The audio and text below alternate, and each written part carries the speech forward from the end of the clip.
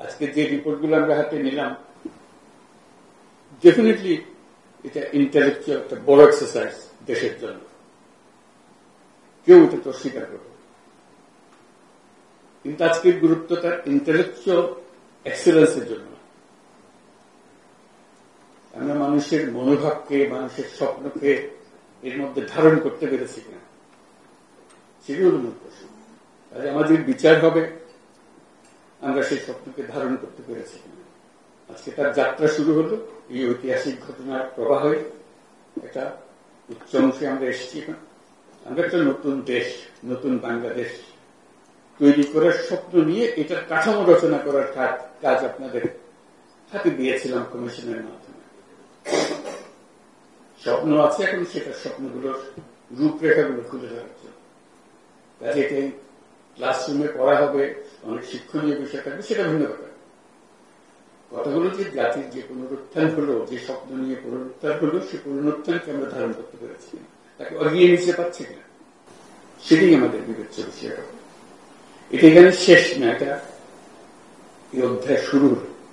এই স্বপ্ন এবং তার অভ্যুত্থান পরবর্তী যাত্রা, সেটা শুরু একটা বড় অংশ আজকে প্রতিফলিত হয় আমাদের আলোচনা এবং এই প্রতিবেদনের ভিতর দিয়ে আমরা কি করতে চাচ্ছি, রূপরেখা যেটা অঙ্কন করেছি।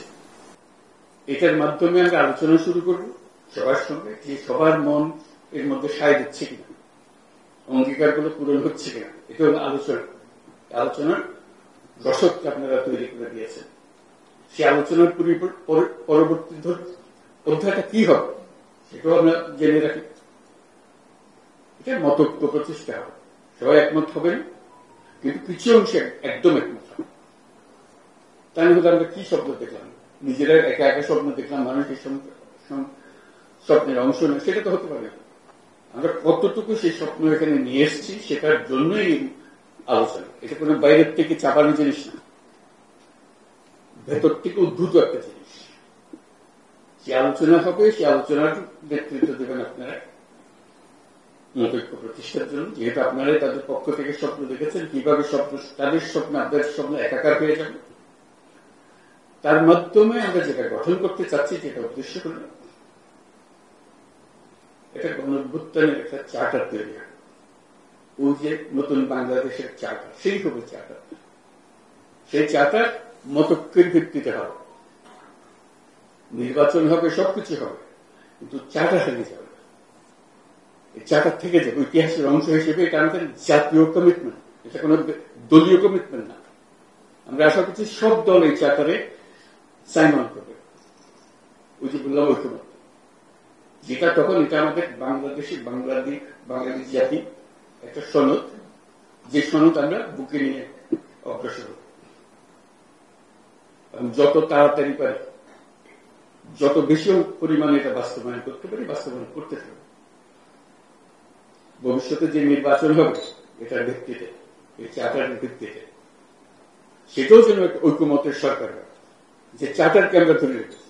তার যত কিছু হোক, এটা যেন আমাদের হাত থেকে ছেড়ে দেবে। তাহলে এই স্বপ্নের যে কন্টিনিউটি, সেটা থাকবে কি করে? আমরা সেই স্বপ্নের কন্টিনিউটি চাই, বাস্তবায়ন চাই। নির্বাচন তারই একটা অংশ হবে, চার্টারের একটা অংশ হবে, ঐক্যমতের নির্বাচন হবে। তা না হলে চার্টার তো হারিয়ে যাবে, ঐক্যমত না। সেভাবে আমরা অগ্রসর করতে চাই। কাজে এটা খুবই গুরুত্বপূর্ণ জিনিস, আমাদেরকে সেই গুরুত্ব অনুধাবন করতে হবে।